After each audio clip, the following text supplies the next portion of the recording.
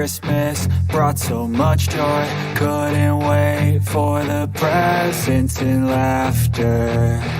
I couldn't sleep late at night, looking for Santa with lights. Those are the memories I still remember. Then I became a man, lost sight of who I am. But right in front of me was the answer. 'Cause on Christmas I feel joy, and I turn back to a boy. The answer is to stay young forever. This is not a Christmas, this is not a Christmas song. This is not a Christmas, this is not a Christmas song. This is not a Christmas, this is not a Christmas song. This is not a Christmas, this is not a Christmas song. Ho, ho, ho.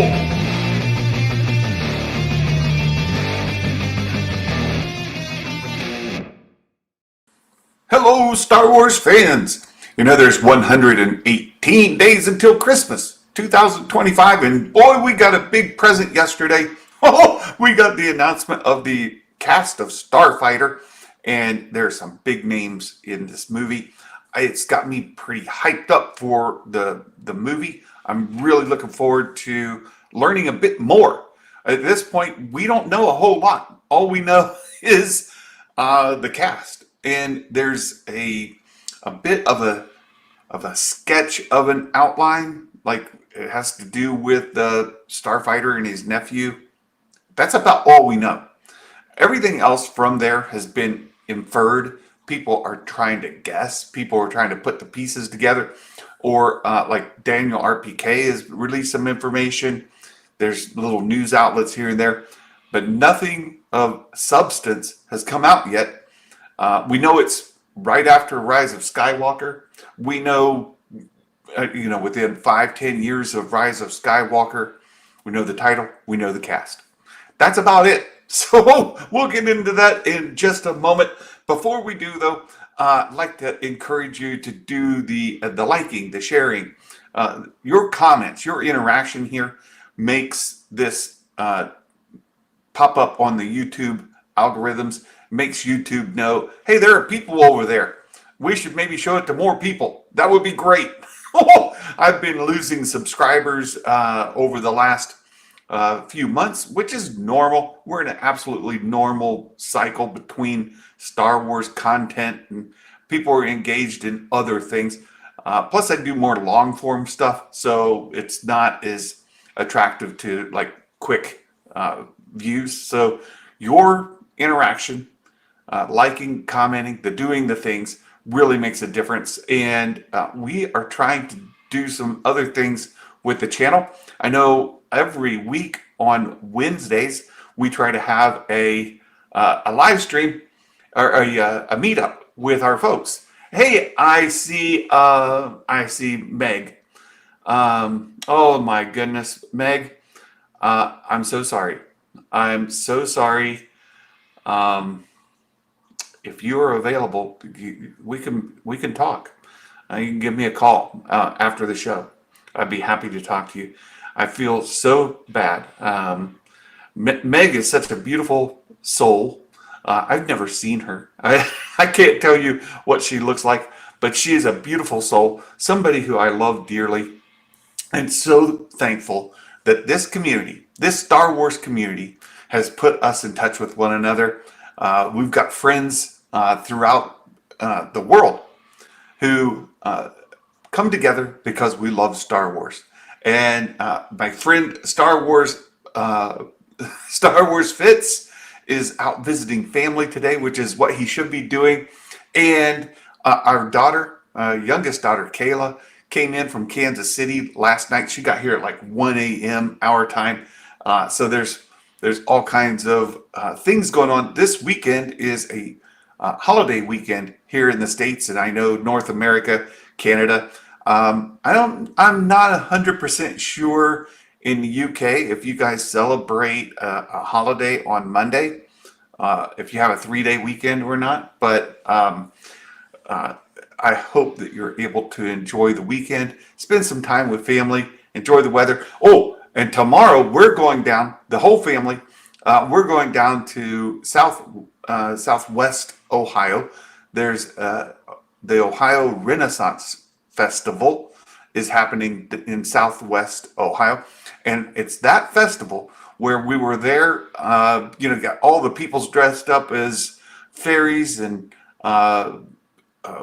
knights and elves, and you've got jousting and all kinds of fun stuff going on.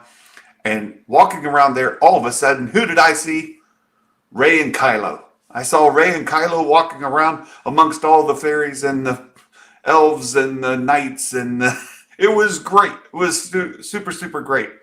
You had a bank holiday last weekend. Okay, that's coming up. So let's say hi to folks. I saw Mumbo Jimbo. Mumbo Jimbo was in our call Wednesday for about 2 minutes. He was in, he was out. Good to see you, Mumbo Jimbo. And Meg, of course. Star Wars Politics. I would never unsub. Thank you so much. I think YouTube, there's a couple of things. One is people's accounts go stale and YouTube just unsubs, right? It drops them from everything. It's nothing against, it's nothing against me personally, but I think other people are like, this guy's a knucklehead. He's a complete Disney shill. He doesn't understand Star Wars. This guy is an idiot. I'm not going to watch this guy anymore. And I think they just leave, which, I don't expect that I'm going to be the right kind of voice for every fan. That's, if I'm not your cup of tea, move on. That's fine. Or hang out, because everybody's welcome. Most people don't agree with me. My dear friend Meg has severe disagreements with me, but we love each other. She's a wonderful person, and we can get along and we can hang out. Nick, there's another guy. Nick, this guy here, he disagrees with me all the time too, but he's a great guy, good friend. Flabbergasted by the new Amy Adams announcement and the Matt Smith announcement. I know. It's been amazing. Let's see, Star Wars Politics.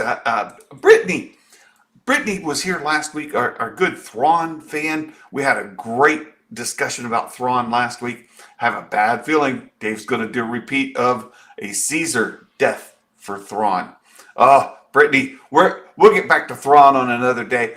But I appreciate the comment. I love Thrawn, and we actually had a discussion about him. Baymax and I were on the phone yesterday talking, and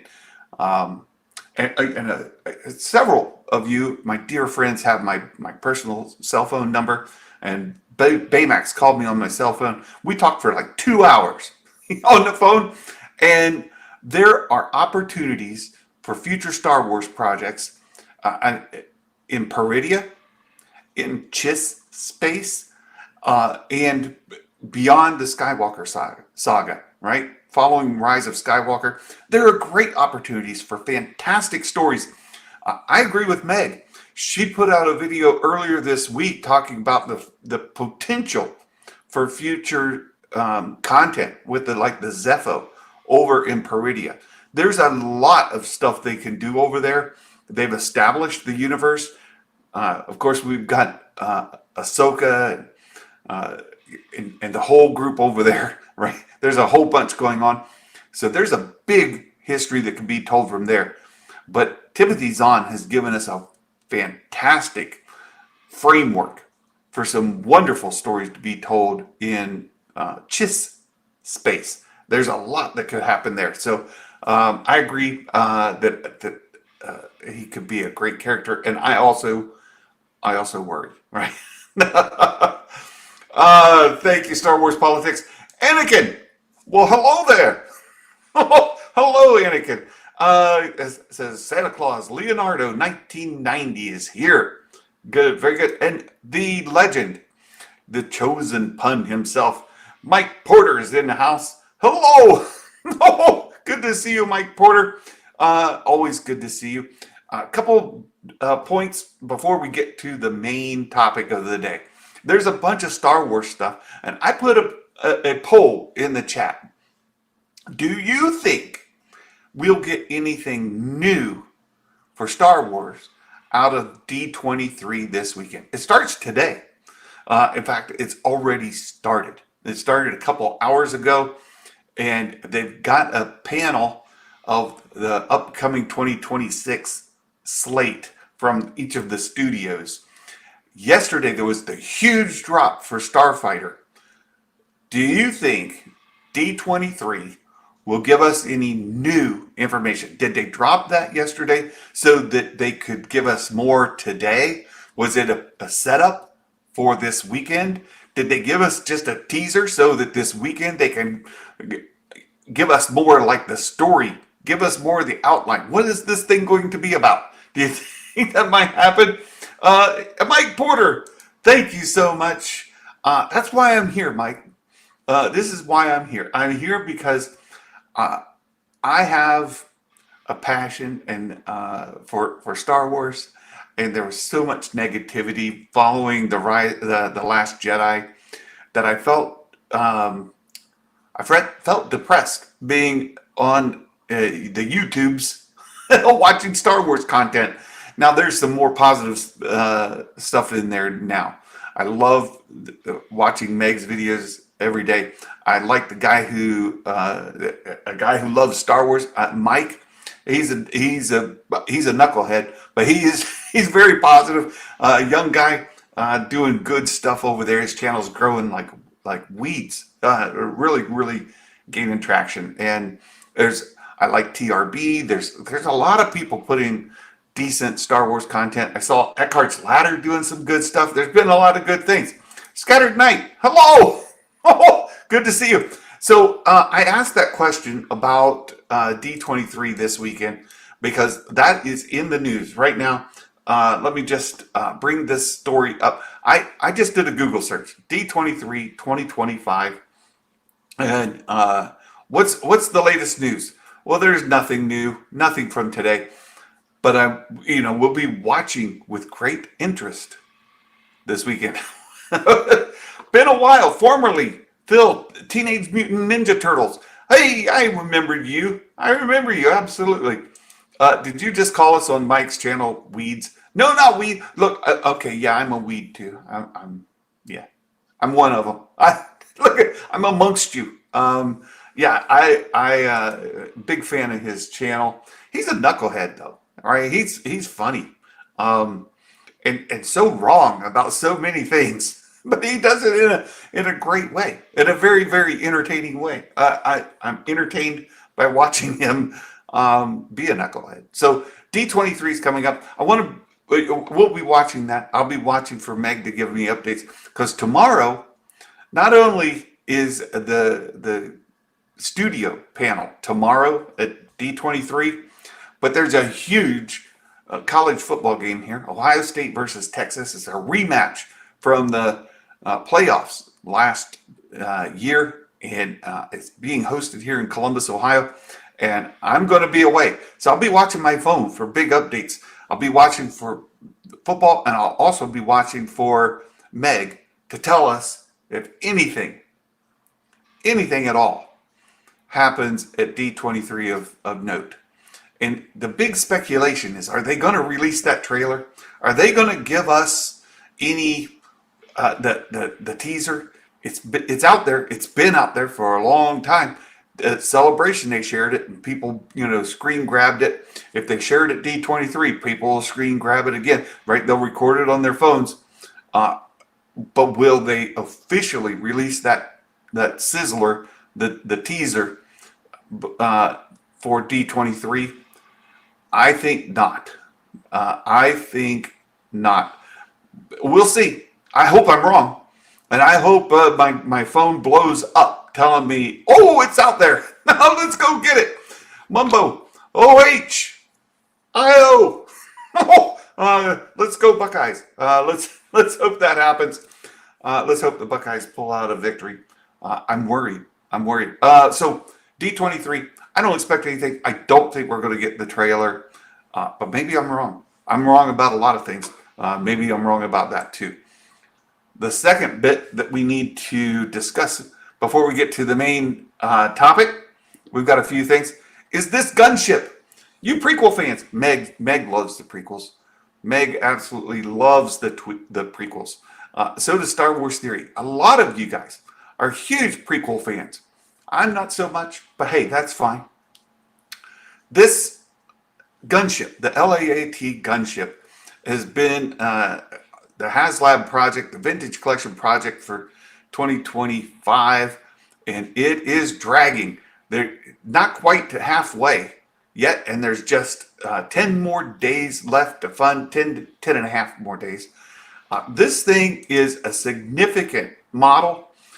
It's movie accurate. You can see a lot of the complaints about this have been, we have the gunship released for Vintage Collection line a couple of times already. Why do we need this? Well, you can see in 2013, 12 years ago, they released this Republic gunship toy. And it is a toy. You can see it's smaller. The Vintage Collection figures don't stand up properly in it. It's missing a door. It's missing all kinds of things that the HasLab has. The gun turret on the side, it has fixed turrets in the front. All of these are not the same, right? This one's 20% bigger. You get new pilots. And I wanted to bring this up because there's this other picture that puts it in scale. So not only is it like 20% bigger than the toy, look at this. You guys have seen this Razor Crest. I've got it right behind me. I'll show you here in a minute. And the Ghost that came out last year. Look at the size of this. Look at the size of that thing. No, that's no moon. So anyway, right there, the gunship. And next year is the Battle of Geonosis as the focus for Star Wars, the Vintage Collection line. And this Battle of Geonosis, how can you have Battle of Geonosis if you don't have gunships? You gotta have them. And look at the size of this. Look at the size of this Razor Crest. This is a significant piece of furniture. And so is the Ghost, right? The Ghost is a good bit bigger than that. I'll bring this up again. You guys can see. Look, my Razor Crest here, and you can see the Ghost is a good bit bigger. I've got a Ghost sitting in the other room. I haven't unboxed it yet. Not sure if I'm gonna. Might end up selling it or giving it away. So the Ghost is a good bit bigger than this. And look at the size of the gunship. This is a significant vehicle for the Vintage Collection line. And I know you prequel fans are out there. I know you are. And next year's going to be a big push for the Battle of Geonosis. It's just a major event in the prequel timeline. You guys got to back this thing. You have to. I feel fairly confident that it's going to fund at that 8,000 level, but I don't think it's going to get the unlocks. Maybe it will. We'll see. We'll see. Mike says this is a great weekend for college football from Thursday to Monday. That's right. The Bowling Green Falcons, where my daughter Kayla graduated from college, they won their opening game last night. Says, y'all not ready for this. Make sure you hydrate. Get plenty of rest to avoid injury. Texas and Ohio State should be great. And then, that game. And then Georgia Tech Yellow Jackets, who need to beat that, the Colorado Buffaloes. Now that's what's his name team, right? The former NFL guy, right? There you go. Oh, okay. There's another article I want to bring up, and this one's been beat around the bush quite a bit amongst several channels, and it bears discussion because it's a big news story of the last week. Again, we've got a couple more. Deion Sanders, that's it. Thanks, Mike. Beat the Deion Sanders Buffaloes. There you go. Let me just get to it. We'll introduce this Sabersmith, hello. Getting real excited about that Starfighter movie. Me too. We're not to that story yet. We're going to get there shortly. But I wanted to bring this one up. This is going its rounds. It says Disney's Boy Trouble. Now this has gone everywhere. Hey, John Cena, hello. Good to see you. Doing quite well with that new season of what's John Cena's DC character with the helmet, that silver helmet? Shoot. I just watched episode 1 the other day. That show's not for me, but anyway. This Boy Trouble, right? Studios says Disney's Boy Trouble. Studio seeks original IP to win back Gen Z men among Marvel, Lucasfilm struggles. So Marvel and Lucasfilm have been accused of John Cena's here. Can't see him, and there he is, right there. There's John Cena. Yeah, there he goes. Peacemaker, right? There's Peacemaker right there. You can see in his thumbnail, right? Peacemaker, not pacemaker, but Peacemaker. Yeah. John Cena doesn't need a pacemaker. That dude's a healthy, strong dude, right? He's a big guy. So certainly doesn't need a pacemaker. There's been a lot of criticism of Marvel and DC, right? DCU and what's the one with Lucasfilm, Star Wars, and all the Rey bashing, being a Mary Sue and whatnot. A lot of criticism of even new characters added, like Reva, and then from the High Republic series, and that whole mess they had with the Acolyte, and then we had Sabine get super force sensitive all of a sudden, and all the girl bosses and all of that. And where's the attraction to the boys? There's a spin of this that kind of makes its way around. But let's get through this story here, and then we'll get back to it in just a second. It says leadership at Walt Disney Studios has been pressing Hollywood creatives in recent months for movies that will bring young men back to the brand in a meaningful way. Young men defined as 13 to 28, aka Gen Z. First, duh. Every studio is looking for better ways to convert young audiences into habitual movie goers. And then numerous studies show that Gen Z men in particular are lonely, gaming obsessed group who are hampered in their formative years by COVID-19 lockdowns. They're calling them incels, right? I don't think that's what you want to be doing, right? Gen Z men, they're lonely, game obsessed group. They're a bunch of incels. They don't know how to get along with people. That's not the way to say it. That's not the way to say it. It's not good. Not good. But these are the people they want to try to court.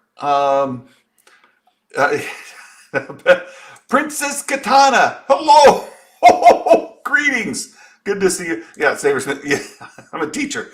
You should have just blamed it on autocorrect, Sabersmith. You spelled it right. Autocorrect changed it. You didn't make a pacemaker. It's not your fault, right? You should have done that. No, look. There's a spin of this that's been going on for quite some time that I just disagree with. It says that Disney, Lucasfilm, they didn't want men. They wanted women. The Force is female, after all, and all of that, right? You guys know all the arguments. You guys know all the things. That whole line is a spin for a certain narrative that people are trying to push. And none of it's true. There is not a studio, there is not a brand, there is not a product who doesn't want all people to consume their product, to view their product. Marvel, Disney, Lucasfilm, DC, you name it, have all been trying to push boundaries of their core audience to attract a wider audience. And I'm going to get there in just a second, but we have another feature that we offer to our supporters, Patreon. In Patreon, we have this thing called, it's a live stream questions, where if you post a question in here and it's appropriate for the show, I'll read it during the live stream and I'll address it. It's just like a super chat, except you can put it in here and I'll read it and put it on the show. You don't have to buy super chats. You can just put them directly into Patreon, and it costs you nothing extra. The comment here that I want to go from Dale Erdman. You can know him as Skywalker's Academy. He says, Jon Favreau builds an adventure show with Mando and Grogu. Dave Filoni builds a film with tragedy, mayhem, sorrow, clarity, and adventure showcasing Ahsoka, Mando, Grogu, Luke, Leia, Han, Ezra, Hera, Thrawn, Bo-Katan, you name it, right? Mon and several other supporting characters to put a Band-Aid on the fandom. All right, I think that ties really well to this story. And there's another story that's not Star Wars specific, but I think it is an illustration of the issue. And it's, I'm going to bring up the Cracker Barrel story, right? My wife and I, we visit Cracker Barrels from time to time. When we're traveling, we take the RV. They have RV parking there, and you could stay overnight and then get yourself breakfast in the morning. It's great when you're going to Kansas City to visit your kiddos, or you're going to Florida. Wherever you're headed, you can stay overnight in a Cracker Barrel and get yourself breakfast in the morning. We're huge fans. The Cracker Barrel went through a huge news cycle where they redesigned their logo, and they've been messing around with maybe changing the interior of their stores. Why? Why are they doing that? Well, they're trying to modernize their brand to attract additional customers. The problem with modernizing Cracker Barrel specifically is it's a brand based on nostalgia and a romanticized period of time in the past. You go in and you see the things on the walls and the ceilings and the decorations, and the food is comfort food for many of us here in the U.S. And trying to modernize a brand that's based on nostalgia and a romanticized history is a core misunderstanding of your customer base. And there's an argument to be made that Lucasfilm and Marvel and some of these other brands have likewise forgotten who their core customer base is. They're trying to modernize their brand in the same sort of manner that Cracker Barrel tried to modernize their brand at the cost of some of their core audience. Thor Skywalker's been beating this drum forever. And one thing Thor Skywalker will do, he'll beat a dead horse. You give him a dead horse, he'll beat that thing. He will. He'll go back and he'll beat it 2 or 3 or 10 more times. He loves beating the dead horse. But he's been banging this drum for a long time that Star Wars seems to have forgotten their core audience. I'm a huge fan of Disney, Lucasfilm, Star Wars.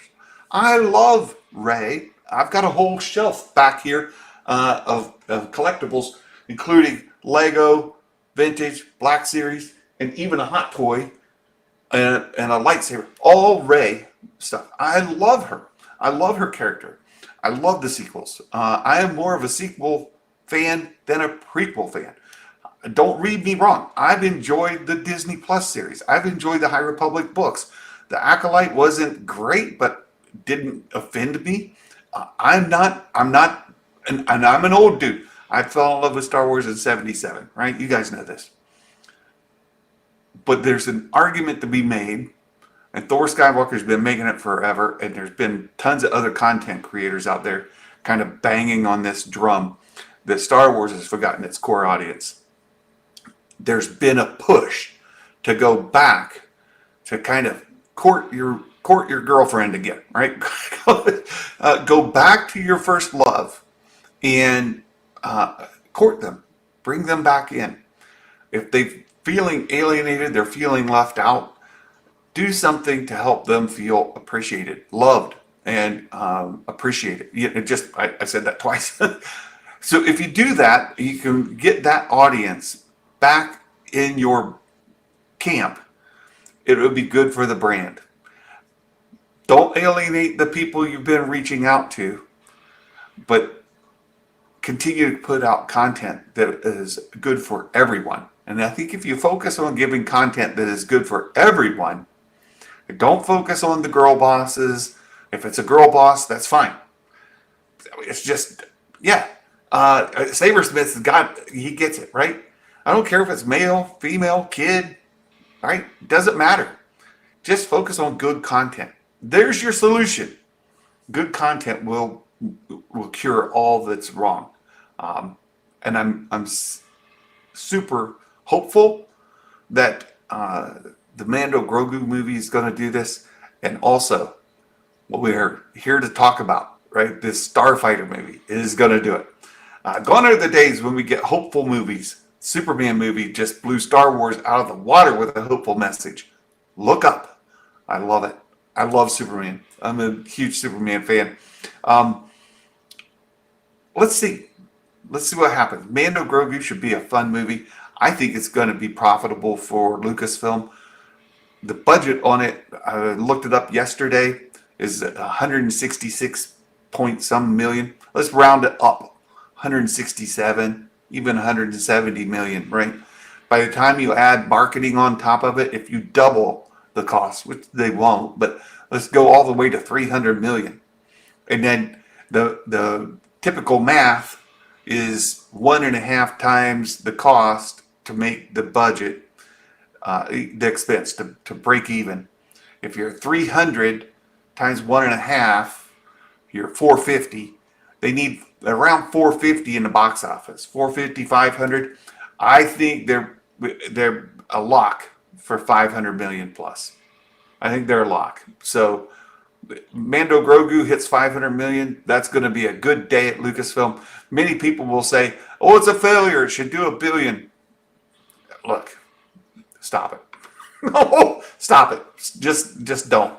All right. So our other Patreon question. Before we get to our topic, we got one more to go, and I promise for our supporters that we'll give attention to these Patreon questions. Here it is.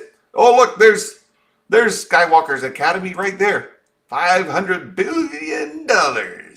All you have to do is get a winning lottery ticket. That's like almost $1 billion this weekend. Here in the States, you get yourself a lottery ticket, win yourself $950 million. That'll take care of it. Star Wars politics. Got to make a quick run to the post office. It's actually funnier this way. This is hilarious. He's got to go to the pot office. In the States, many states are now legalizing marijuana. So he's got to go get himself set for the weekend. Now he's at post office. He's got to go to the post office. Star Wars politics. That's even better than Sabersmith's calling Peacemaker pacemaker. That's even better. Dale, you know who else has huge typos? And slips of the tongue. And one of the most classic Star Wars Santa moments in my history of my channel is when I was live streaming with Meg and we were talking about Mount Tantus. Yeah, if you don't know, oh my goodness, woo, Meg, she turned me all kinds of colors of red. Oh no, there's another one. Matt Risman, good to see you, my friend. Good to see you. Despite the hassle you give me, it's great to see you. So Dale's other question or Patreon post: what if Luke can't remember everything that happened in Ben's hut scene. This has come up in several different videos and online chat things. It says, wouldn't that change the perspective of his portrayal in the sequels a tiny bit? If he were to see Palpatine's image in Ben's hut or something to that special effect, it would mean he was trying to save his nephew, not kill him. It could be something like that. I just think that hut scene from Last Jedi is, I saw Star Wars Only. I like Star Wars Only. He's a good guy. I disagree with him a lot too, but that's okay. Star Wars Only posted about this just this week. And there's the things that were Luke tried to kill his nephew. It's attempted murder. And then there's a whole bunch of argument around that. There's space to improve the way that's seen just through the backstory. Give us more backstory of how Luke ended up on Ahch-To and what drove him there. We only have pieces of that story, and people don't have enough yet to build the motivation that would take Luke Skywalker that we saw in Return of the Jedi and put him on Ahch-To. How do you get from here to there? A lot of people can't build that bridge. They can't make that connection. I don't have a problem with it. There's a huge story there that fits for me, that I think is well told, but a lot of people just don't quite get it. So backstory it, tell it, give it to us, right? Yeah. Mumbo Jumbo says, politics, you already gave where you were really going, right? The truth was the first statement, not the second. Yeah, we love you. Look, don't even bring up Mama Zillow. Don't do it. Risman, don't say it. That's all I'm saying.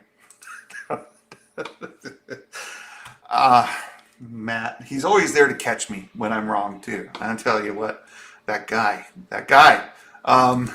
Okay, you guys. Oh, I think we're here. I think we made it. I think we're to our main topic. We're gonna talk a little bit about this huge bombshell that landed yesterday. Matt.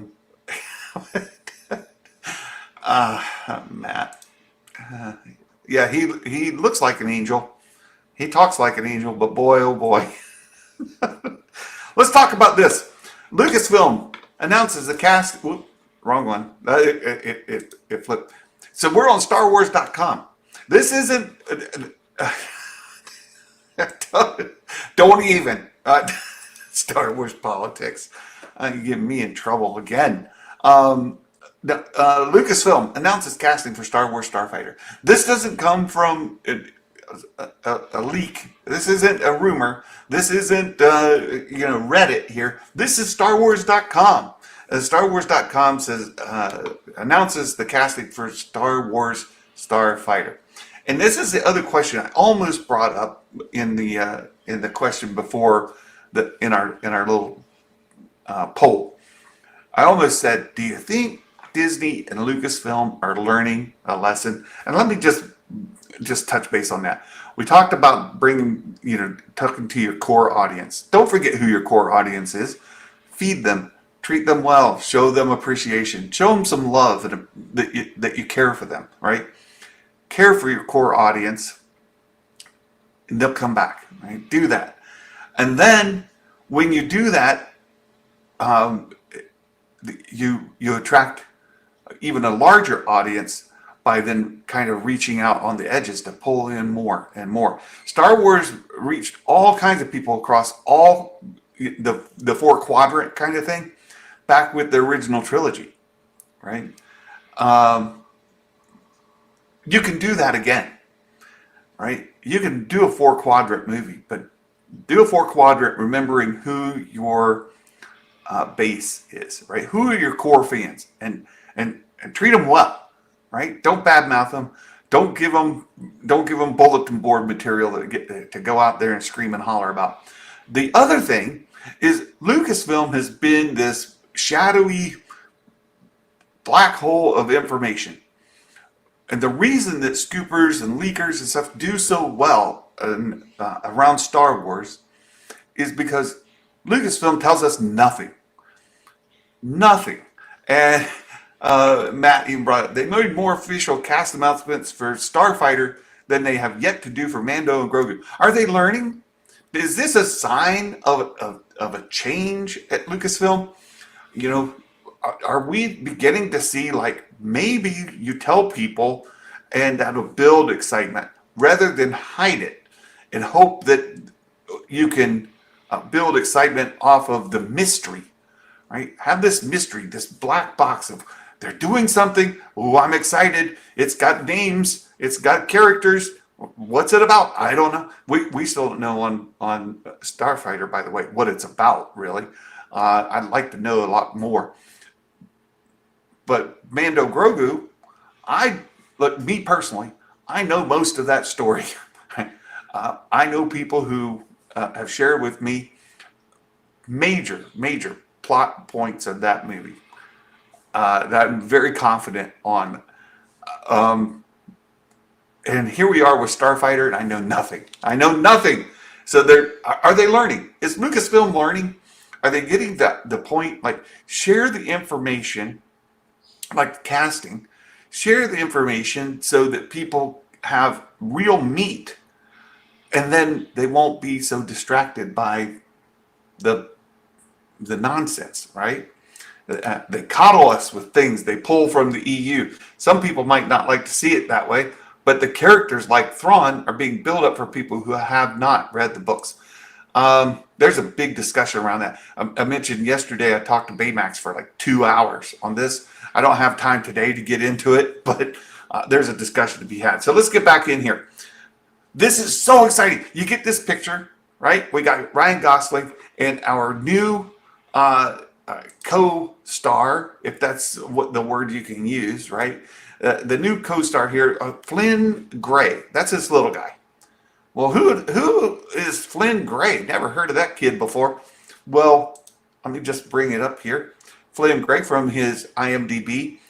He has been in lots of stuff, including Wednesday. Now, minor part in Wednesday, right? Blinking, you missed it. Sherlock and Daughter. Raise your hand if you've seen Sherlock and Daughter. I did. I saw it. Decent show, right? No, decent show. Me and Dad, Borderline, Winnie the Pooh, the Santa Stories. He played a little boy. Roses War, and Family Night. So there's he's been in lots of stuff. Ryan Gosling's wife is apparently playing his wife. I saw that yesterday. I saw that. Ryan Gosling's wife is coming on to play Ryan Gosling's wife. But perhaps. We'll see. Yeah, it was a pleasant surprise. Who is in here? Well, let's read the details. You guys already know.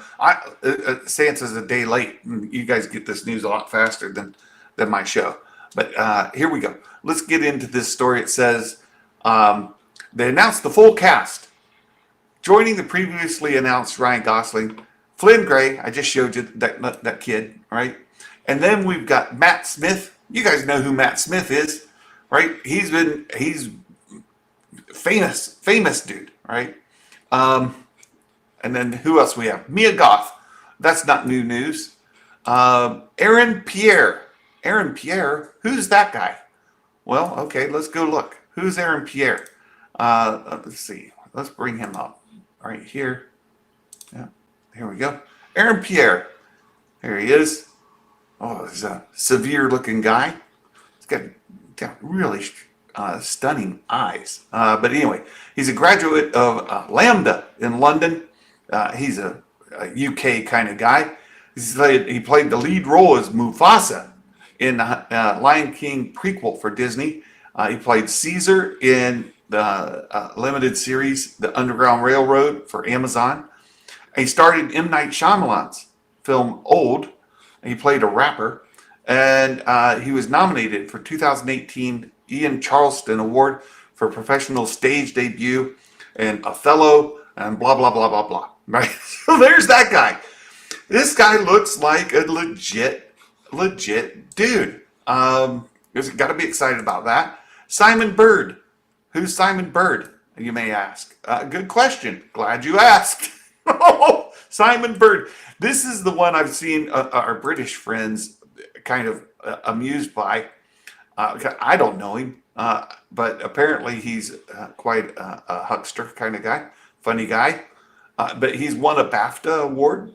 He was an actor known for The In-Betweeners from 2014, The In-Betweeners from 2011, and The In-Betweeners from 2008. So there you go. British actor, Simon Bird. Who else is in this movie? Jamal Westman. Who's Jamal? Never heard of him? Well, let's go look. Who is Jamal? This guy, I've actually seen. I don't know if you guys have watched this. Look, there he is in Hamilton. He's known for Good Grief. He's been in several things, right? Identicals. There he is. Graduate of London's Royal Academy of Dramatic Art. A lot of British people in here. Well, that makes sense because the thing's being shot over in the UK. So that makes a ton of sense. And then we have another guy, Daniel Ings. Who's Daniel Ings? Never heard of him. Well, let's take a look. The guy one of the biggest names you could ever get, Amy Adams. Oh my word. Amy Adams. I've been a fan of hers since back when she did the Enchanted. Enchanted is a great show. Movie. We loved it. She is just wonderful. And she's a delightful person, right? We're huge fans of her. She's a great actress. She's known for Arrival. There's people. That's a good movie with some alien visitors. Enchanted, as I mentioned before. She was also very notably Lois Lane, right? Superman's girlfriend, wife. Amy Adams. Wow, you talk about A-listers. Now there's a rumor already out there that she is going to play the mother of this kid, right? So Flynn Gray, Amy's going to portray his mother. Maybe. That's very, very possible. The question comes back again to what is this movie even about, right? What is this? There are. I thought I was the only fan of Enchanted. We love that movie. I hope she has a substantial role. So this goes back. I watched Arrival twice last night. Oh my goodness! You fall asleep halfway and then we'll watch it again to get your part. It looks like Ryan, Matt, and I think one other or executive. The mother of Flynn Gray. She might also be the sister of Eva Mendes, right? That would make sense if the kid is his nephew, that she would be the sister of the sister-in-law to Ryan Gosling, right? It could be very much that. What date was the stream, Santa? Do you remember? Which stream? Let me go back. Which stream are you talking about?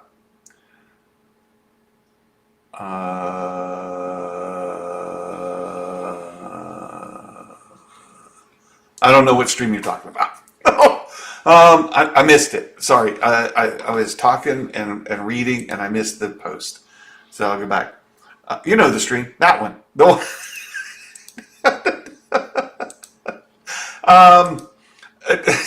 So anyway, look, I am super, super excited about this. The question comes back to what is this movie about? I saw Josh Lucas' reaction to this announcement, and Josh is following along the lines that Ryan Gosling, and the kid are both Force users, sort of going the direction of Rebels, right? If you think of Kanan Jarrus and then Ezra, that Kanan Ezra would be essentially Ryan to the kid, right? They're both Force users. Possible. Talking about the bad guys being maybe Matt Smith, maybe being Mia Goth.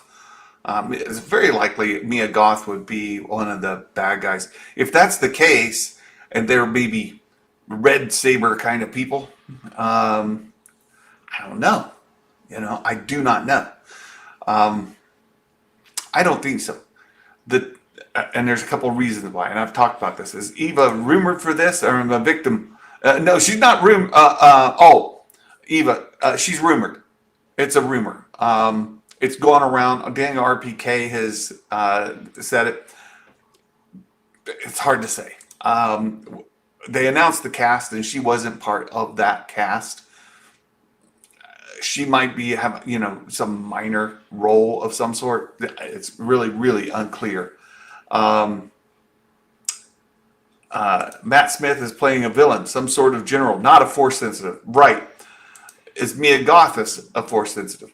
I don't know. I don't think so. In the name of the movie, Starfighter, and you start to look at this cast, and there was an announcement as well about one of the cinematographers.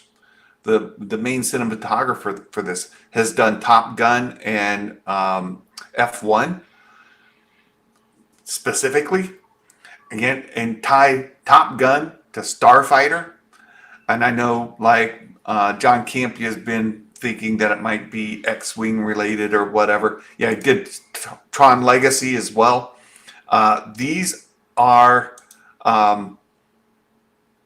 action movies involving planes and cars and stuff. This could be a very, very exciting action movie with that kind of cinematographer on board, and with our director and the cast. This could be very exciting.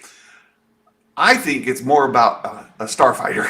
That's the name of the movie. And remember at Celebration, they showed that ship in the background. I've shared with you guys a couple of times. I want to bring up here I don't know how many of you probably do. I'm probably the only knucklehead that doesn't know what this is.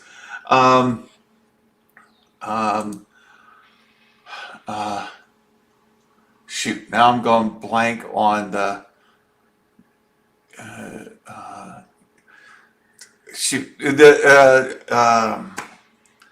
one of the planes from Andor, where the wings sweep forward. What is that? What's the name of that ship?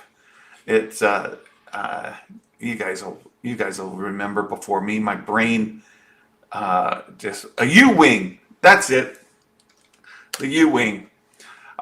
Bring this up. Okay, so I'm going to share my screen again. So you see a U-wing here. Let me just see if I can. Right there. Let's see if I can get a good picture. These wings, they sweep forward. They're hinged, and they'll sweep back.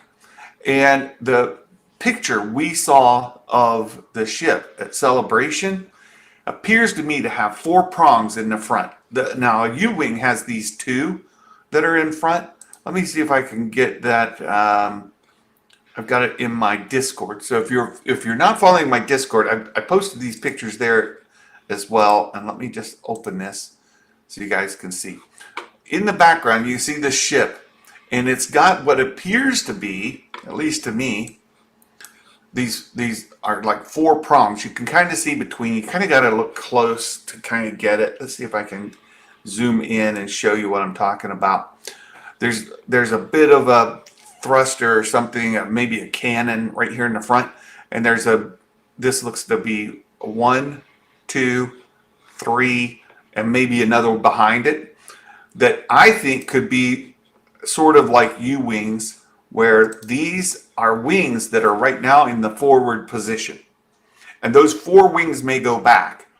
Think like an X-wing, how they open, or a U-wing, how they sweep back.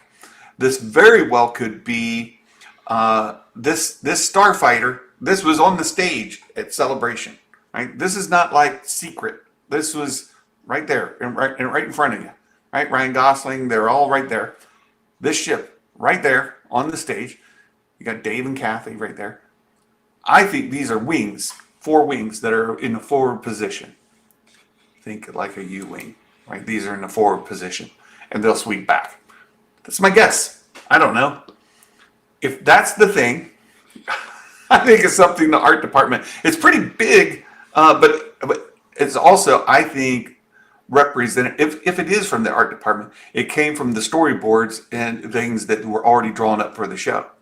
So it's their physical representation of the storyboards that they saw. It could actually be a set piece. Who knows? I reached out to somebody who was there. In fact, Mumbo Jimbo was even there at Celebration. He saw the thing live and in person with his own little eyeballs. Right? So these things, I think it's about the Starfighter. I think it's that, and it's got these forward wings. Also, Bespin dropped in here a couple weeks ago and told us that the working name of this, like the production name of this Starfighter is called Kit Bash. If you were to take a U-wing and an X-wing and put them together and make a new ship out of it, that would be a Kit Bash, and it could very much be about that. Doesn't mean they're not Force users, but it doesn't mean they are. And if Matt Smith is a bad guy, but he's not a Force user, is this thing even about like Jedi types and Sith types, right? Because the Sith were defeated when Rey defeated Palpatine. You know, Rey and the help of all of the other Jedi who had gone before, the Force and the light side of the Force defeated Palpatine. The Sith are gone. You do not. You're a liar. Matt Risman. So I don't know. I don't know what this movie's about. I think it's about a Starfighter. There's certainly, I mean, that's the name of the movie. I think it might be more Poe Dameron-ish than Rey Palpatine-ish. I don't know. We'll figure that out. Don't worry. You being late gives us time to get over the new news, then get back and further discuss it. I don't mind. Thank you so much for that, Star Wars Politics. So, look, I don't know what it's about. When I know, you will know. I'll try to share with you what I learned along the way. But all we know so far is what they've shared. And let's go back to the story here. We talked about the casting, who Amy Adams may be portraying. But there's... I see your comment, Matt. I see it. It says, so this is from Sean Levy. Right? He says, I feel a profound sense of excitement and honor. This is how you talk to your core fans, right? You talk about those fans and you talk about this opportunity as being an honor, right? Because fans love this franchise so much. As we begin production on Starfighter, from the day Kathy called me up, inviting me to develop an original adventure in this incredible Star Wars galaxy. And these are the terms you use to make fans start on a positive note with you. This experience has been a dream come true, creatively and personally. Now, don't go back and call them incels. Don't do that. That's a bad idea, right? That story. We read it earlier. Don't do that. Don't call them lonely single boys living in their parents' basement playing video games. Don't do that. That's a bad idea. That's not good. Don't do that. It says, Star Wars shaped my sense of what story can do and how characters and cinematic moments can live with us forever. To join this storytelling galaxy with such brilliant collaborators on screen and off is the thrill of a lifetime. Directed by Sean Levy. The film is produced by Levy and Kathleen Kennedy. Executive producers are Ryan Gosling, Dan Levine, Mary McLaughlin, right? And Josh McLaughlin. The script is by Jonathan Tropper. There's that picture that we saw before. We don't know much. Really, we don't. We know the time setting is a few years after Rise of Skywalker. We know the title of the movie. We've seen the picture. We've saw the ship on stage at Celebration, and we know the cast. Looking very much to learn more. Do we think Deadpool shows up? Are you talking, do you think we'll get another A-list actor, or do you actually mean Deadpool? No, not Deadpool, for sure. Yeah, if Ray's not in the movie, I'm going to boycott. No, I won't boycott. But boy, I would be super, super hyped if Ray is in this movie, right? I take offense to that. I'm a widow who lives alone with a gassy mutt, and I'm perfectly fine. Very funny. All right, you guys. I've got a Mike Porter dad joke, and then we can keep hanging out. We can chat. We can talk. We've gone on an hour. I want to share the Mike Porter dad joke, and then I've got some more Star Wars stuff to talk about. And I'm going to be working on this Xwing build that I've had going.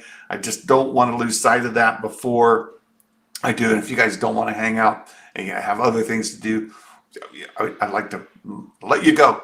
So before you go, make sure you do the liking and the sharing. The engagement here has been fantastic. And thank you for that, Matt Risman. Yes, the chosen pun, Mr. Porter himself, Mike Porter. So we've got a dad joke here from Mike Porter, Star Wars related dad joke. I wordsmithed it just a little bit, Mike, but this is from Mike Porter. He says, what kind of soup has a picture of a little green Force user on the can? What kind of soup would have a picture of a little green Force user on the can? Well, it'd be gross stew. Gross stew. No, very good, Mike Porter. Thank you for the dad joke on this Friday afternoon. I hope you guys have a great weekend. We're not done here, but if you've got to go, I understand. We will hang out. We've got some more stuff to do right here. We're gonna put this Xwing together. And not gross stew, grow stew. One of my students has a question. Will there be familiar planets in Starfighter, or will we get new planets? That's a great question, student. There will be, just looking at this picture alone, this looks like from Solo, where we were on, starts with a C, planet where Han Solo was, Han and Kira, which raises another question, but we'll get to that in just a moment. Corellia, yes, Corellia. This looks like Corellia to me. So we very well could get Corellia in the movie, right? Trey! There's your answer, Trey. I think we will see some known planets like Corellia. We might see a new planet or two, but count on there being some known planets in this movie. Oh, there was another point that came up I saw online. It said, in the new Maul animated series, do you think we'll see Kira? I saw that on TRB. TRB posted it. If the Maul series is going to be a continuation of Solo, like Solo 2, then Kira very well could be in it. And to me, that's one of the most intriguing things about this Maul series that's coming out next year, the animated series, is that it could be a continuation of Solo. We get that big reveal at the end of Solo. And Maul is there. Do you think that could be in there? Another thing about that, just for I'm sure Tatooine. I can tell you something Tatooine is not in, but I won't. I could, but I won't. I can tell you, but I'm not going to tell you. The new Maul series. In that Maul series, if it's a follow-up, in the timeline that it is in, I need to remind some of you all, and this came up in my discussion with Baymax yesterday. Maul is not a Sith at this point in the timeline. Where does the timeline take place? It takes place immediately, well, sometime shortly after Solo, the movie, which happens before A New Hope, a good bit before New Hope, and after Return of the Revenge of the Sith. Right, happens between there. Maul is not a Sith in the same way Ahsoka isn't a Jedi. Well, yes and no. That's absolutely true. Where he has walked away, but he is also statedly opposed to the Sith. He's looking to eradicate the Sith. He wants to defeat the Sith, right? He's pretty mad at Palpatine at this moment, right? Darth Sidious. And he wants to destroy Darth Sidious. He's tried to recruit Ahsoka to do it with him. So, yeah, it's in the Empire era. Yes. It's set a year after the Clone Wars. So, eventually, but not right away. There you go. He was never trained as a Sith, not in the same sense of transferring essence. So, he could come back from the dead in other ways, like Asajj. Eradicating Sith is a very Sith thing to do. Darth Sidious did him dirty.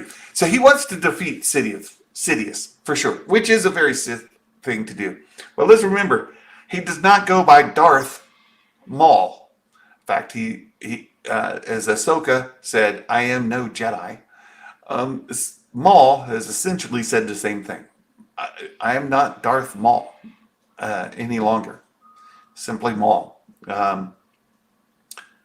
His apprentice. People saw that red Twi'lek in the advertising, the promotional, some of the early stuff. That red Twi'lek is not going to be Darth Talon. Not. He's not Darth Maul. His apprentice certainly isn't Darth anybody. Not a Darth. He's not. His apprentice is not. Certainly not. Assuredly not. His apprentice is going to, his apprentice could have the name of Talon, but it certainly would not be Darth Talon. And it would certainly not fit the Legends material of Talon. It's out of timeline. It's out of context. Everything, right?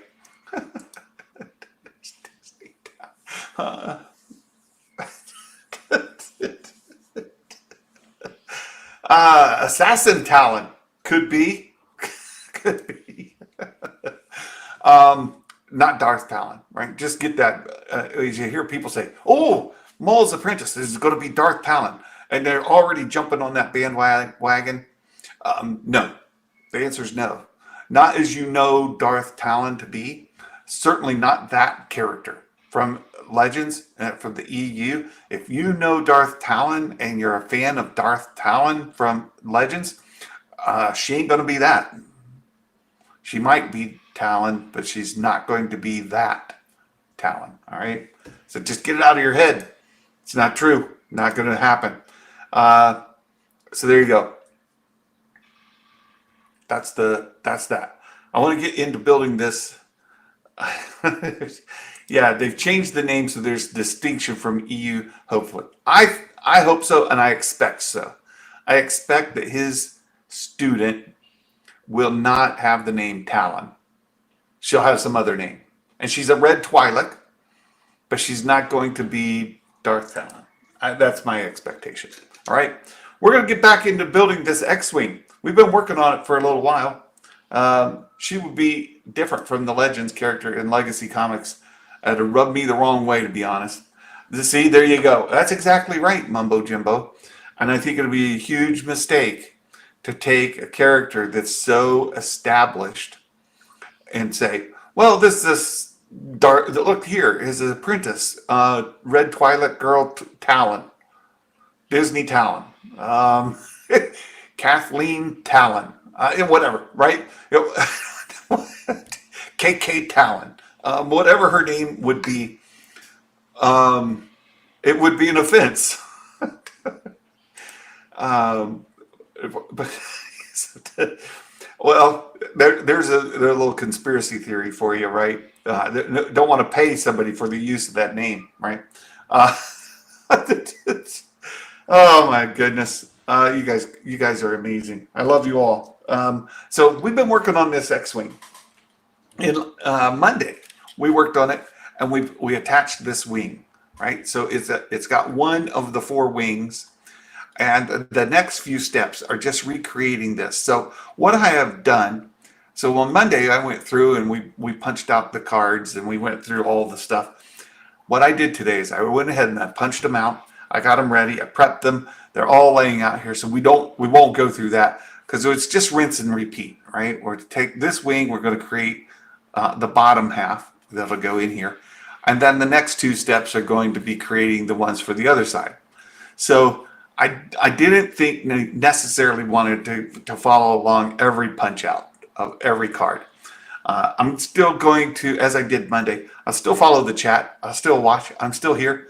We're still looking. I'll interact with your nonsense. If you're still here just to provide entertainment while Santa puts this together, that would be great. That would be wonderful. I would have a great time. I'd appreciate it greatly. It would be wonderful. So let's do that. So let's get into the next step. Thank you, Mumbo Jimbo. I'm having a great time with this. It's fantastic. So look here, we've got the next steps, and so you can see this camera is fantastic. We're just gonna follow the same steps we did before. We put together the wing assembly here, and then this is what the engine mounts to. We'll put that together, the housing that goes around that, and then we put together the gun that goes on it, or this is the exhaust. We put together the exhaust, and then we're going to put together some of the housing that goes around it, and then put the gun together at the end, attach it. Right. So that's what we're getting ready to do. Right. Since Sam is involved, we know it's gonna be good. Star Wars Animation is just doing a victory lap with this show. I agree. I think it's gonna be great. Star Wars Animation is some of the best Star Wars content there is. A lot of people overlook it, but if you want true building of lore, of character development, everything, the story, animation is the place to go find it. There's no question on that, right? Santa's nonsense offer has been given. Proceed with all the nonsense. Yes. All right. So the first step here is, and I learned this Monday. You fold this guy over on itself, right? So the first step is this folds over on itself. I was confused by that before, and once you fold it over.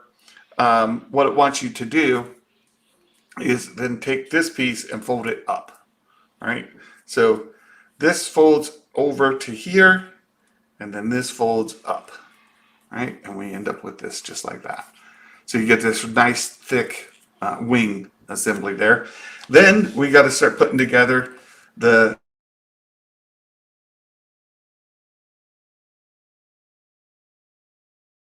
diamond there, or orangish reddish kind of diamond there, right?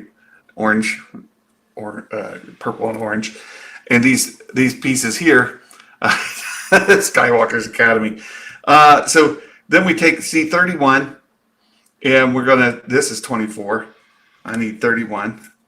So here's C31 right there, and it attaches purple to purple, orange to orange.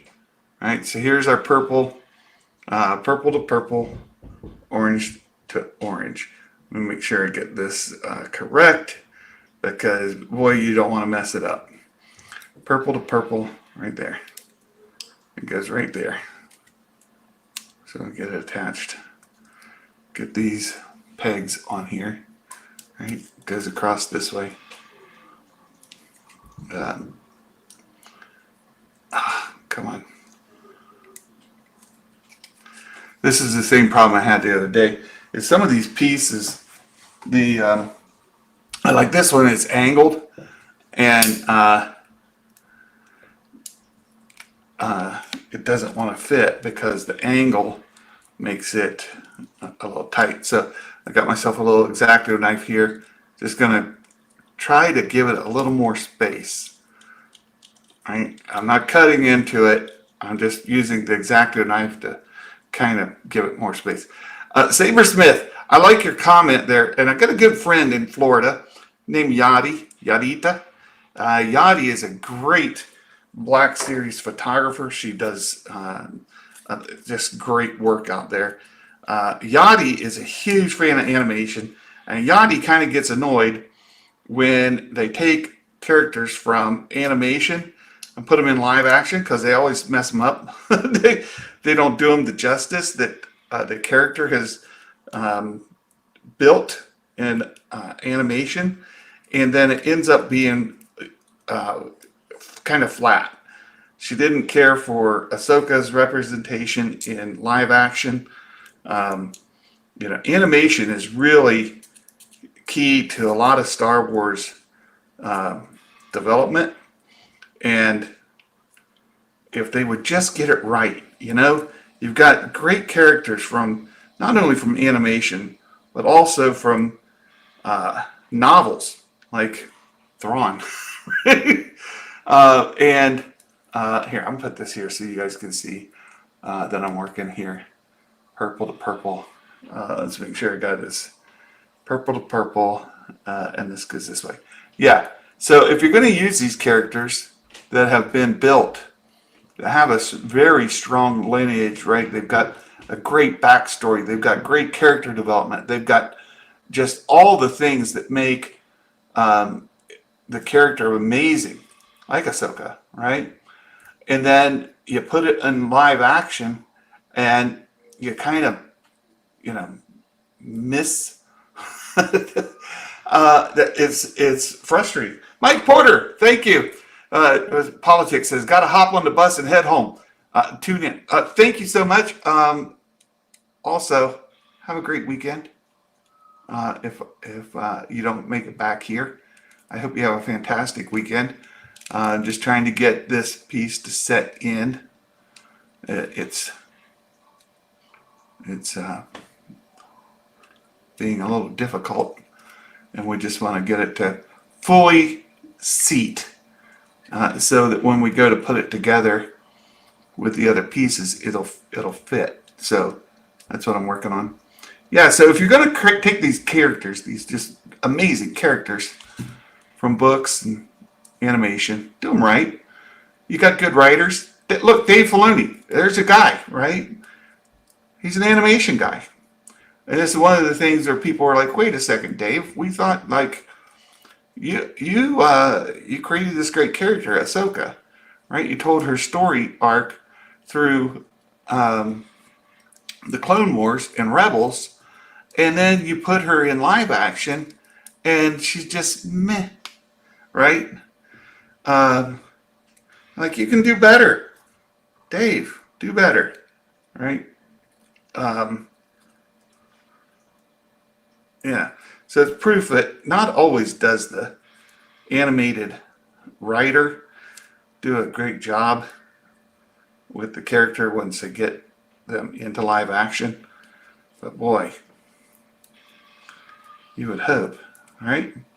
You would hope, because they've proven that they can write really great stories. Mumbo Jimbo, where in Florida is she? I'll be down there in November to visit family and friends in Orlando. She is near Orlando. Yeah, she is absolutely near Orlando. last I checked with her, her husband still worked for Disney. So she's within commuting range of Disney. What about the LSU Stormtroopers playing the Clemson Jedi? A way to talk about Star Wars and college football at the same time. Oh, there you go. We just need to assign Star Wars names to college football teams, and then we can marry the two together in just a brilliant way. That'd be great. That'd be great, Mike. All right, so we've got these pieces attached to the board now. Right, these pieces are attached to the board. This one's still not wanting to sit on there very well, but we've got this other piece that's going to go in to help hold it. So we're going to take this piece here, and C25. Purple goes to purple. Let's see. We got this. Make sure I get it right. Purple and green. So there's purple and green and green. This attaches right on the back. So you see the purple circle and the green circle. There's a purple circle here and a green circle. So the purple goes to purple, just like that. And then green goes to green. So just slide this piece onto there. All right, we're going to slide this piece onto here. There we go. Get this to sit in there real well so that they're attached really strong. All right. And Mike Porter, do you like college football better than NFL football? I do. I think that's true. Dave does come from animation. But why make Sabine force sensitive? I didn't like that at all. That's funny. Look, and I get you, Saber Smith. A lot of people didn't like it. And there's a whole story arc there with Sabine, right? I mean, you see where maybe she was training with Ahsoka for years and years, and she was no good at it, just no good at all. And then all of a sudden, Mumbo Jimbo says college football all the way. It's not even close. For me, not even close. Yeah, she was already forced it, but in a very, very small way. And then all of a sudden, boom, she's tossing Ezra across the chasm there. And people are like, wait a second. How did she earn that? All right, so now we've got to set this aside for just a moment. Let me see here. Where are we? Oh, okay. So we take our base, right? Just like this. And we're going to attach this assembly to the base, right? This is how this ends up being. So this, you can see like there's these two little places here that this is going to sit into. And then this is good. See the color there is going to stick right through there. All right, so we just get this put in here like that. Right, I'm going to push this in here, and that seats in really well. I remember doing this for the last wing, and once this sits in here, all right, it goes in all the way through, nice and tight into that, and then this one will go into here, same way, nice and snug. And then this bottom is sits right in there, just like that. Right, so there it goes. Yeah, I guess I just didn't read that far into her character in Rebels. Yeah, Sabersmith, it wasn't there. Maybe to a degree, and there's not for long the way you're playing. So one thing that happened in Rebels, and a lot of people overlooked it. Remember when Sabine first gets the dark saber, and she's she's taken a lesson with Kanan, right? Kanan's trying to teach her how to wield the dark saber, and Sabine's like messing around. Like, that thing is heavy. She can't wield it very well. It's clanking on the ground. It's a big mess. Kanan's teaching Sabine all the way back then. And then he teaches her within a few minutes, like just a few minutes in actual screen time. It's less than 3 minutes, I think. It's less than 5 for sure. In less than 5 minutes, I think it's a minute 23 is in my head, but I'm probably wrong. Sabine goes from she can't even pick that daggum thing up and hardly swing it to pushing Kanan Jarrus, a Jedi Master. A Jedi Master. She pushes him back and back, and he falls down. Not dissimilar at all to Rey and Luke in their little battle where he fell down, or not dissimilar at all from Rey and Kylo, where Kylo's beating her and she's swinging around like a fool, and then all of a sudden she's beating him. Same thing happened. Kanan and Sabine had this little thing, and then all of a sudden, through Kanan's teaching, Sabine picks up on it. She uses some anger. She leans into it. It's very similar to Rey and Kylo. That whole sequence. You go back and watch in Rebels, Sabine and Kanan, and then watch Rey and Kylo. There's a very, very clear similarity there. All right. So we got this attached. Now we need to take this next piece, C-27, and it attaches on. Onto the it's a housing that goes over top of this, right? So we're going to take this bends down, right? This bends down just a little bit, and then this here bends down. So we've got this creased, and then we're going to turn this and crease it just a little bit. There's another scene that came directly from Rebels that's in The Last Jedi. It's a one-for-one. It involved Ezra and the Praetorian Guard.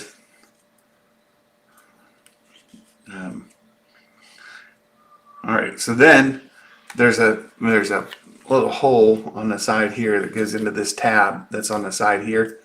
I'll put this in. Goes right in there. I think it's Praetorian Guard, whatever. So anyway, that's that. And then this folds over, and these holes punch right in there. Right.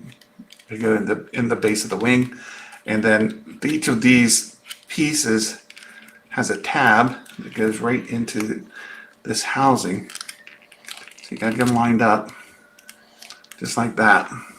Look at that. That's fantastic. With this notch goes right in there. We've got this guy seated into the wing, right? And then this piece here, there's a little slot, and this goes right into that slot and holds that piece up, right? So now we're starting to close this in, right? There it goes. All right. Always looked at her like Din. Maybe not the bounty hunter part, but the Mandalorian part for sure. The dark side for college football is realignment, TV deals, and player portal. They weren't Australian. They were Praetorian.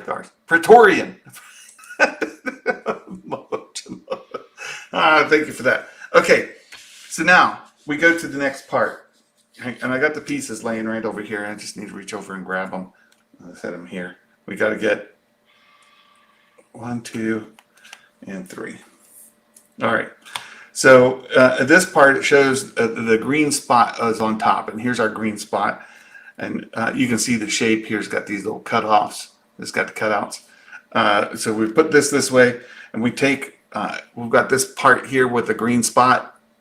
That you just put the green spots together, just like that. All right. So that goes right on there, easy peasy. Right, no problem. Right, and then we get this. This is sort of like a thruster that's on the back, and it fits right over this end piece. And it's sort of like a turtle, right? So it's got a head, feet, and arms. The head goes up, right? And it just goes on there like that. So let's just snug this on into the back, right? That's just going to go there. And then we take this last piece, and it's going to just slide right over top here. Snug it in. And what that does is that just hides, and when you're looking through, this hides all the stuff behind. So it's colored, right, and gives it some support. All right, so there's that. Next, we need D5, and I think that's this piece. Yeah, that's D5 right there. So we take this, and then this has got perforations all the way down it, and we just bend it along these perforations to make it into a nice little. It's like a sleeve. It's an outer casing for part of the engine. All right, so we just crease it for the casing. All right, it's going to make a nice little. Right. Hope they announced something good during the convention. Dark Winter, hello. Thanks for joining. Let me take a look. New Star Wars, 77% of you say yes, we will get new Star Wars news from D23. 23% of you say no. Oh. Pretoria is in South Africa, not Australia. Momentary stupidness. Okay, I can't give Santa a hard time anymore. You certainly can, because I'll say something stupid again. Just wait for it. Wait for it. Okay, so what happens is this housing goes over top, and you got to get these parts to fit. So that this, you'll see here, look, there are little nodules around. Like I mentioned, that looks like a turtle with arms. This has little slots, and so these slots and these need to fit together. So I'm going to put it up here where I can see. You guys will see it here. In fact, while I'm doing this, I'll just change the view, right? Because we're going to go this way, and I got to get these to fit. And this is always, at least with the last one, it was quite the ordeal because the alignment was really tricky to get the little pegs to go into the slots. I think that D23 this weekend, the only Star Wars bit that I expect to get is the trailer to be shown that was at Celebration will be shown to the participants there, and then that'll be that. The end. I don't think we're going to hear much. Son of a biscuit. Son of a... okay, give me a second. All right. I don't think we're going to get much more information than that. I wouldn't expect it. So let's get this back on here. This is the tough part, you guys. I'm not kidding. This is like you're trying to get this to line up to these pegs, and the pegs don't want to line up because they're flat, and this thing's round. And by the time you get it turned, it doesn't want to line up until it's all the way onto the peg. It's like the peg needs to be a little bit wider, but they don't want to make it wider because they want to be a snug fit so it stays together. And so you've got this competing issue where you're trying to get this daggum thing to go onto those slots, the pegs to go into the slots, but they don't want to. They're like, no thanks, I'm good. And it's just hard. Let's see. Pull that back. See if I can get this middle piece to line up. There. Okay, it's coming. There we go. Get this middle piece to line up there. I'll look at your chat again just a second. I think I saw something new come in, but now I'm just trying to get this to go on without fudging it up too much, right? These have got to go into the slots have got to fit into these. This one's wanting to fudge up, not fit. So we're gonna see if I can. I was happy to see some of the Bad Batch in the Lego Rebuild the Galaxy. Man, I am super excited about the Rebuild the Galaxy. That initiative, I love it. And I mentioned this before.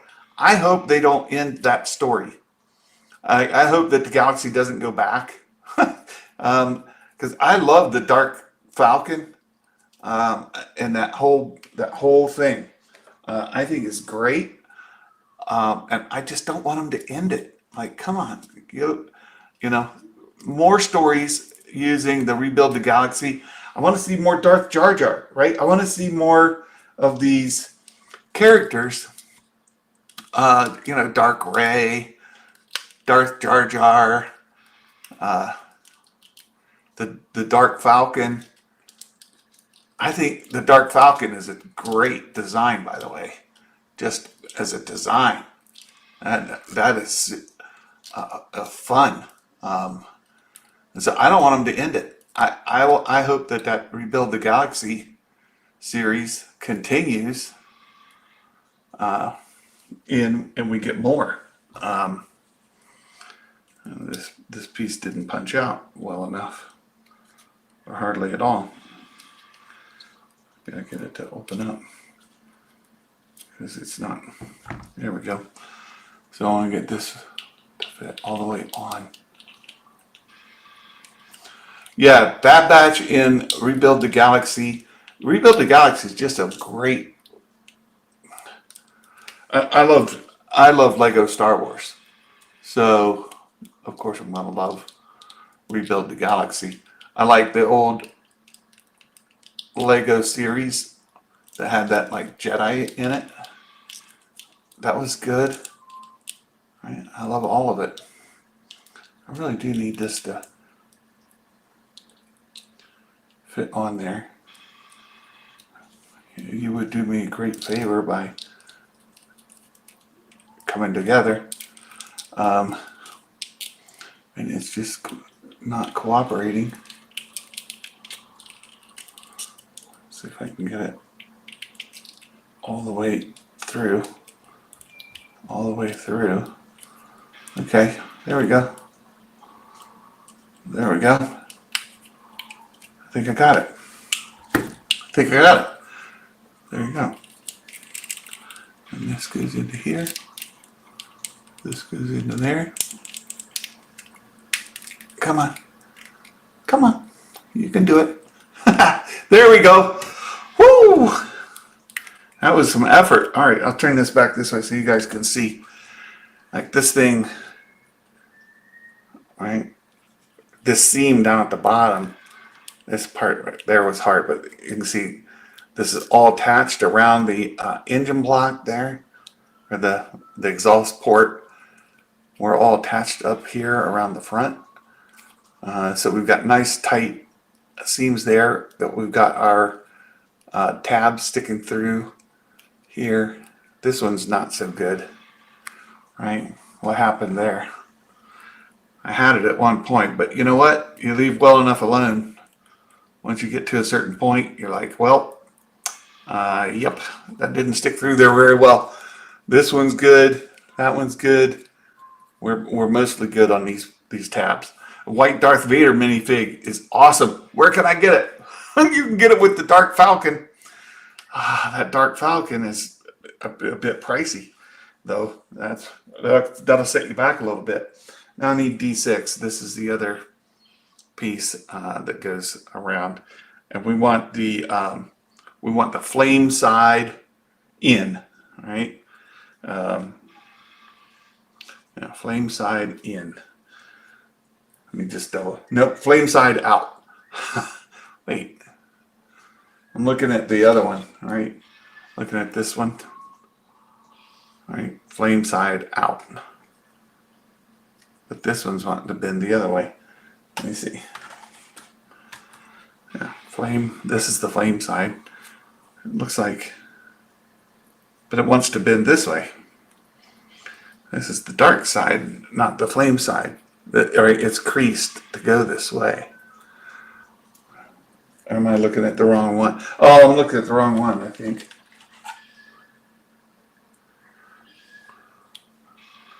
Oh, okay. I get it. All right, so not all of the engines are burning, apparently. So we take this now, Hey, there's Baymax. Baymax. Santa building toys and stealing our jobs. I don't think so, Baymax. I'm not very good at the toy building. I'm working at it. But boy, Santa is not the best toy builder in the world. I'm more about the delivering of the toys than I am about the making of the toys. So we got to get this to fit right down into these slots to fit right down into those holes. Right, so there we go. Boom. Piece of cake, done. All right. So in this case, it's going to differ from the other one. There's Baymax. He's with us. Yeah, it's way out of the budget. I know. It's way out of my budget too. All right. Now, next step. We got this put together. We got to put the engine onto the wing. So we set the wing this way. This attaches right across here and pushes down into it seats right into that part. It seats right in there really well. Easy, right? It wasn't so easy the last time I did it because I didn't know what I was doing. The second time's a little better. All right, so we're this far. Now we need two more pieces. C28, and which is here, and D13, which is there. All right, so D28 is this guy here, right? Or C28, I should say. Yeah, this is C28. C28, and C28 is going to go. We take it this way, and again, where we've got this like engine part, this has got an engine part printed on part of it, and it's just going to be the cross section there like that. We'll push it down on there so that it starts to be round, right? Gives it a little more dimension, right? So there's that part. And then we got to take the housing that goes around, and that's this little piece, and this has got to be creased, right? It's all set to crease right along there, and makes another little circle, right? And this is then going to fit right onto, let's see, this goes on, what? We've got pieces here. Here we go. All right, so there's little elbow pieces in here, and the elbow pieces just fit right on. So I'm just going to get in here. This elbow piece goes there. Get here. Where's the other elbow piece? Right there. It goes there, just like that. All right, not so hard. This one's easier. We have two little elbow pieces in there that fits in. See where we get this nice little housing going around. All right. Now, we need to get two other pieces. Well, three. We need D12. It's one of these. Yeah, there's D12. Right, and D12 is another one that creases. This thing creases and makes a circle. Right, so we just do this all the way around. Get it like that. Right, so there we go. And then we need D11, which is this little guy here. Right, and then we need D7. D7, and I think that's this piece right here. Yeah, this is D7 right there. A little shaky. Okay, so D7 is going to fit right over top. It's got grooves as well. We're just putting this engine together. This is going to go right in there. Right, helps put that engine together. D7. What did I just disconnect? Okay, come on. All right, there's that. Then we need D11. This is going to go way out here on the end. It holds up the gun turret right there. Right, this is just a support brace. Fits right in there. Right, just like that. And then we take this piece goes over top of all of this, right? So we're going to finish putting the housing on here. So I'm going to switch the camera again because I could go back this way, right? I could go back here, and these fit together again. It is this way. There's a bigger slot here that goes on the top, and then there we go, just like that. Right? This is wanting to participate a little bit, which is good. We appreciate it when it cooperates. It's much nicer than when I have to fight. I can see that is not aligning right there. Get that to align. Okay. And then we'll get these to fit. Right. Here we go. Just like that. Get this to fit over the edge there. Just like that. Daggum. This is always the hard part. Because these tabs, as I mentioned before, the tabs don't always want to line up with the slots. And it makes life hard when they don't want to align. And I went ahead before the show and I kind of expanded these things so maybe it wouldn't be such a fight. And wouldn't you know, it's still a fight. And you're fighting with cardboard. So you really got to be careful when fighting with cardboard, because the cardboard will just bend. When it bends, then you're hosed. What's going on here? Oh, I'm in the wrong place.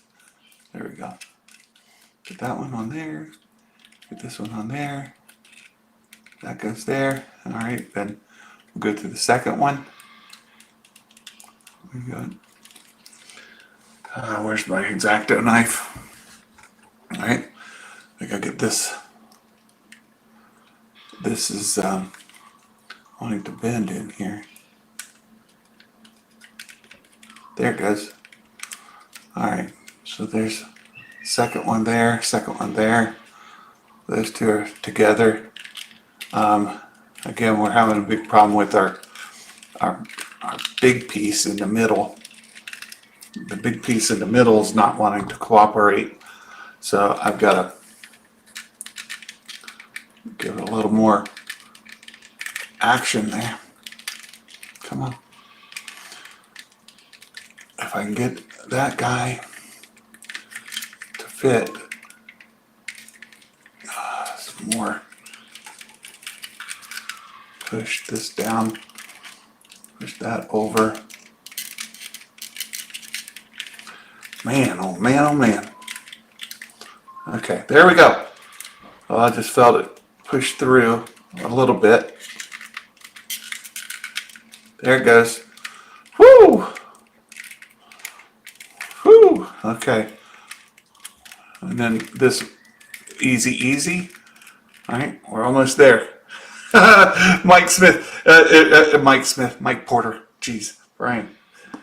No, wrong one.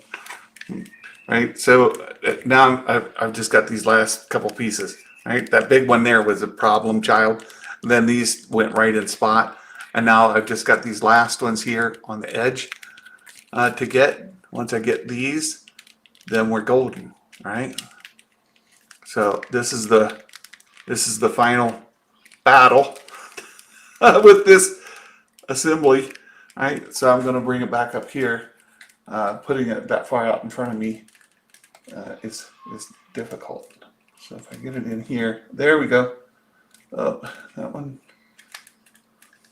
like Dale said, you don't want to barge them up. Once you barge them, then they will never work the same. you gotta really be careful here. This last piece, I'm gonna have to just give it a little more. There we go. So that fits on. All right, I think I got it. And then there we go. I felt that one click. It's a nice, satisfying feeling when it clicks together. Right? And chewing gum. I've got a metal Falcon, Millennium Falcon, that we can put together after this. Metal would be different than cardboard. There we go. We got this all fit together. This guy here is in. This one here is a little bit barched, if that's the term. Okay. Whew. Okay, so that step's done. We just got to now take our gun. All right, we'll take this piece, and I'll bring over the pieces that go with it, and we'll get these done, and we'll be done for the day. And I got to get back to work. So let me grab these. Okay, I got all these pieces laid out to use, and we take the gun here, and we got to get D10 goes on the back. This is going to be D10 right here, and it just fits right into that groove. Easy peasy. Then we need D18, and I remember this. All right, D18 is going to go back here, just like that. Right, it's the colored one that goes on the back, right, rather than just the straight white pieces. And then we get the one that's got the green diamond, just like that. Right. Yeah, diamond to diamond. I gotta watch because there's a way to put it on and a way not to. It wants the red dot to be in front. So this side's got a red dot on it. This side does not. And you got to do it with the red dot in front. Right, so there you go. Red dot in front. Okay, so there you go. That's on. And then we need D16, which is the other one. And this one's white on both sides, so it doesn't matter. It just slides right over top. And I think I messed it up. I think, let me see. Let's see, I gotta go back to the card and I gotta look. D16 is the one that's got the color on it. I got it backwards. I knew I would. If you've been around Santa, this is what I mean, Baymax. Santa's not good at the toy making. He's more of a supervising kind of guy. Undo. Yes. Where's the chicken wire? Yeah. Undo. I got it. We're good. All right. So those pieces are put together. And now we take this rear piece. This goes on the back of the gun. Right. It's already, it's a 4. It's a coin sort of looking thing. Right. And it just goes right onto the back there. Let's see, get it close so I can get it to line up. Pretty straightforward. It's just getting it to cooperate. See if there's one way that works better than another. Okay, there we go.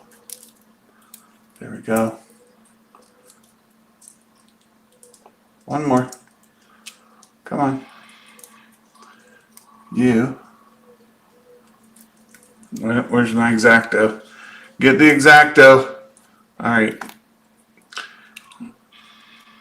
Not cooperating. We're just gonna give it a little extra space, right? Because it's wanting to wanting to gum up. So we're just gonna give it a little extra space, and now see if it fits on better.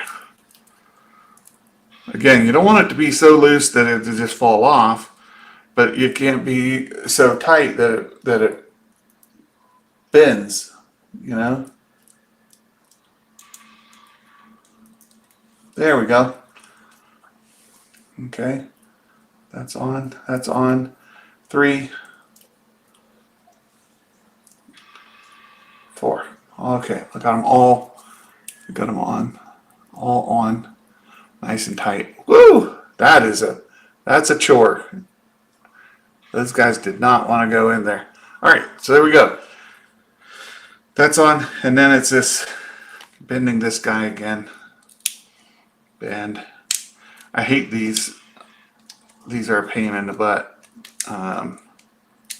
We'll bend them around like that. All right, and then here we go. There's a red dot right in there, and guess where the red dot's going to align to? Right, to our red dot. That just tells you got it on the right way. You got it in the right spot, right? Here's where I realized TIE Fighter wings were upside down. Oh, mercy. Mercy, mercy. Yeah. Then it's like, oh no. What am I going to do? They're on upside down, and there's so many steps involved that it's like, oh, demoralizing. Well, I guess they're just on upside down. That's how they are. My TIE Fighter is different because, yeah, mine are upside down because that's how they go. All right, let's get these tabs lined up again.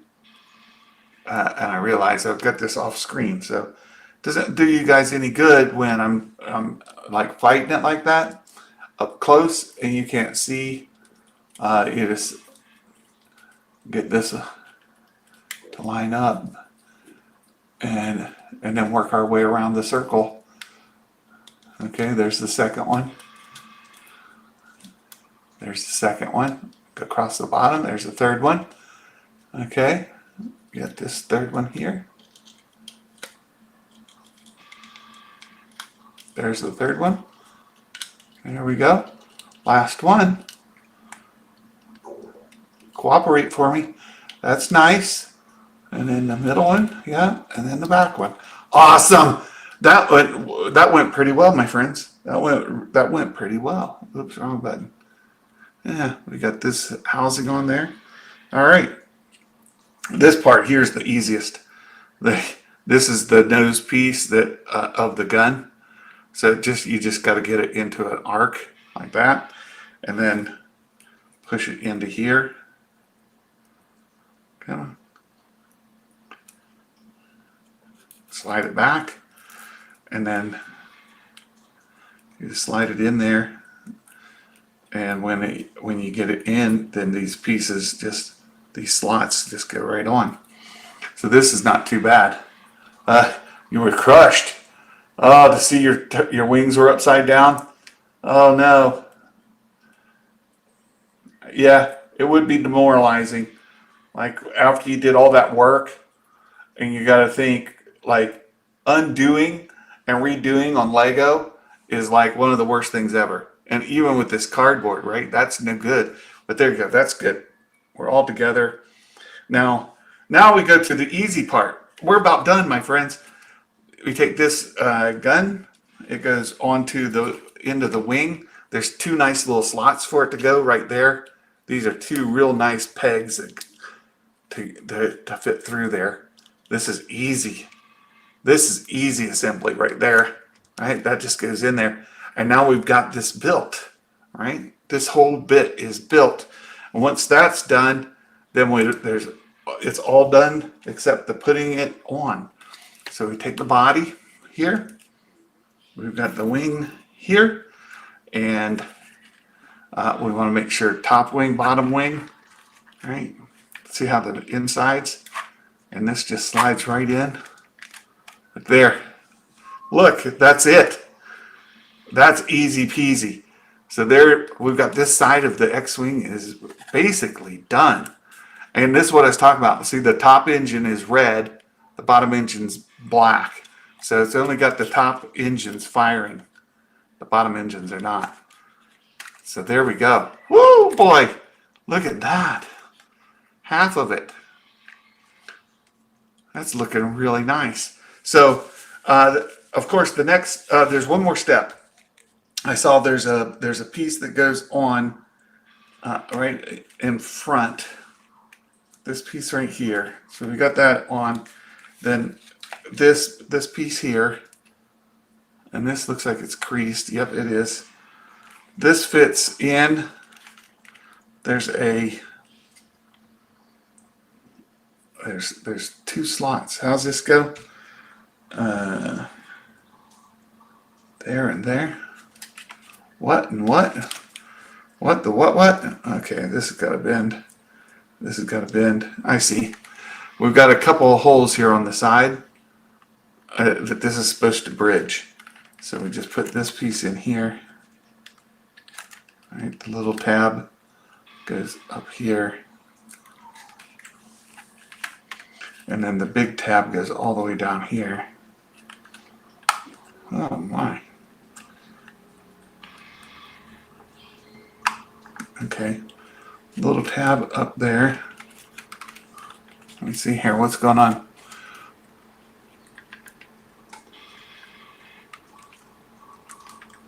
And then this big tab is supposed to go back here. There we go. Oh, so it's just a piece of like skin that goes on there, right? It's sort of like just a piece of skin that went over top right there. This tab and that tab. There we go. All right. So there we go. That half is done. Now we've got the other half to do. And it's again going to be the exact same thing. We're going to put a wing together and it'll go on top right here. We're going to put another wing together and it'll go on the bottom right there. Right? And then it's after that, it's all about just putting it on the stand. So we got 4 more wings to do, or 2 more wings, sorry. 2 more wings, and this will be done. Wow, there you go. How about that? All right, that's that. I think we're there. I know that it's been fun putting this together. We got 2 more steps to go, and we'll get it. So I hope you all have a wonderful weekend. Tomorrow, we're going down to Southwest Ohio. We're going to be down at the Ohio Renaissance Festival. And then we'll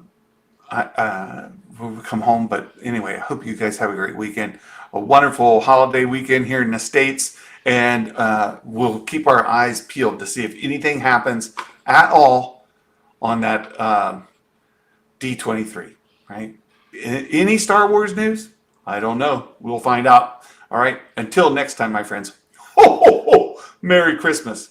And may the Force be with you always. Bye-bye.